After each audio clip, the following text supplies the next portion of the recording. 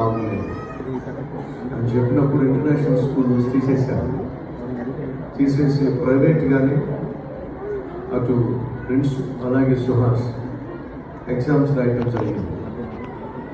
ఈ పెద్ద పెద్ద స్కూల్స్లో పెద్ద పెద్ద వాళ్ళు వస్తారు, అంటే పెద్ద పెద్ద వ్యాపారవేత్త బిడ్డలు, పెద్ద పెద్ద ఆస్తిపాస్తులు ఉన్న వాళ్ళ బిడ్డలు, రాజకీయవేత్తల బిడ్డలు, వీళ్ళందరూ సాధారణంగా పెద్ద పెద్ద స్కూల్స్లో చదువుకుంటారు. తల్లిదండ్రులు గొప్ప వ్యాపారవేత్తలు కనుక లేదా రాజకీయవేత్తలు కనుక వాళ్ళ బిడ్డల పట్ల ప్రత్యేక శ్రద్ధ వహించడానికి వాళ్ళకు సమయం దొరక్క వాళ్ళు అమ్మ నైట్ క్లబ్కి వెళ్తుంది, నాన్న నైట్ పబ్కి వెళ్తాడు. అలాంటి వాతావరణంలో పెరిగినటువంటి బిడ్డలు చిన్న వయసులోనే వీళ్ళు కూడా క్లబ్బులకి పబ్లకి అలవాటు పడతారు. వాళ్ళు కాస్త రాత్రులు ఎంజాయ్ చేసి డే టైం స్కూల్కి వస్తారు. వచ్చి వాళ్ళు చెప్పుకునే కబుర్లు ఏమిటంటే,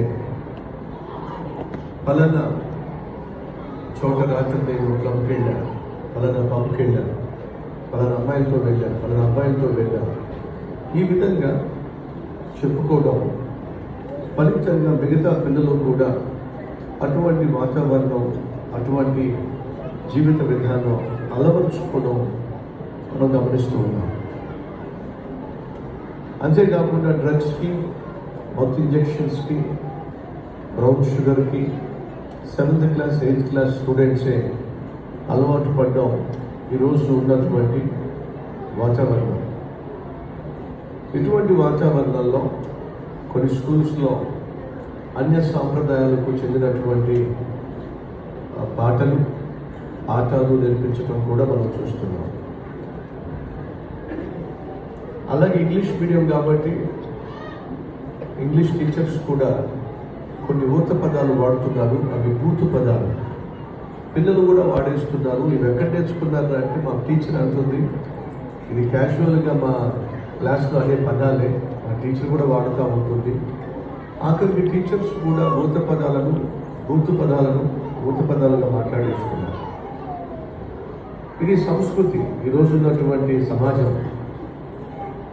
ఇటువంటి పరిస్థితుల్లో నాకు నా హృదయంలో ప్రభు పెట్టిన భారం ఏమిటంటే, ప్రాముఖ్యంగా 8th క్లాస్ నుంచి 5th క్లాస్లో 8th ఇయర్ నుంచి 15 ఇయర్ వరకు, అనగా 8 సంవత్సరాల వయసు నుండి 15 సంవత్సరాల వయసు చాలా చాలా ప్రాముఖ్యమైనది. యవ్వన బిడ్డలు ఆ వయసులో ఏ పునాదులు వేసుకుంటారో దాని మీదే సాధారణంగా వాళ్ళు భవిష్యత్తును కట్టుకుంటారు.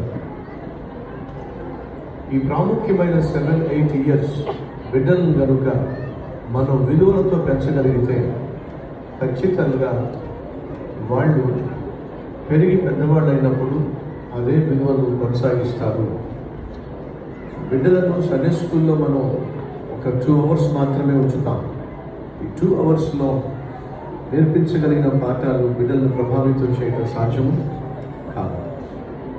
అటువంటి సమయంలో బిడ్డలకు ఆత్మీయ విలువలతో కూడిన విద్యను నేర్పించగలిగితే వాళ్ళు పెరిగి పెద్దవాళ్ళు అయినప్పుడు గొప్ప సాక్ష్యం కలిగి ఉంటారు అనే ఉద్దేశంతో దేవుడిచ్చినటువంటి భారాన్ని బట్టి, బాధ్యతను బట్టి కల్వరి టెంపుల్ స్కూల్ ప్రారంభించడం జరిగింది.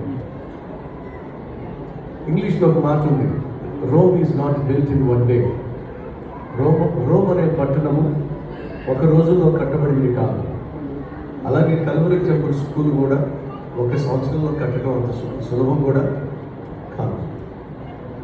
నేను బేసిక్గా విద్యావేత్తను కాదు, ఎడ్యుకేషనలిస్ట్ కాదు, నేను ప్రీచర్ని, పాస్టర్ని. కాబట్టి మొదటి సంవత్సరంలో మన కల్వరి టెంపుల్ స్కూల్ని ఏర్పరిచే విషయంలో లోటుపాట్లు ఏమిటో జాగ్రత్తగా పరిశీలిస్తూ వచ్చాను. ఏది చేయొచ్చు, ఏది చేయకూడదు అనేది వ్యక్తిగతంగాను